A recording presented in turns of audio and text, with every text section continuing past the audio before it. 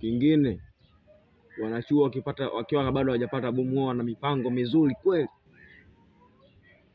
Mimi nikilipata naanzisha biashara kwetu mkoani.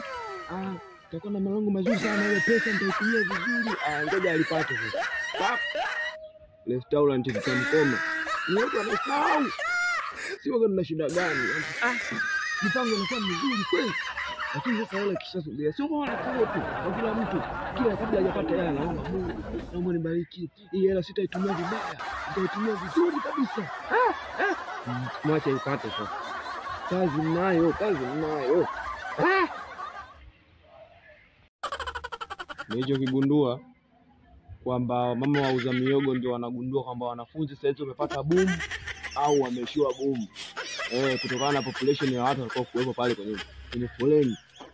Ndio kwa sababu wanachuo wakipata boom, wenyewe mambo yao yote restaurant hii si wapi wanatumia hela hoji. Haya boom likaisha. Kwenye miogo inakuwa mitamu kishenzi, tena wadada ndo wanazingua kwa kweli. Miogo inakuwa mitamu kishenzi. Akipata boom mimi tumbo linaniuma nikila miogo. Wewe tuliza akili basi. Kama usikii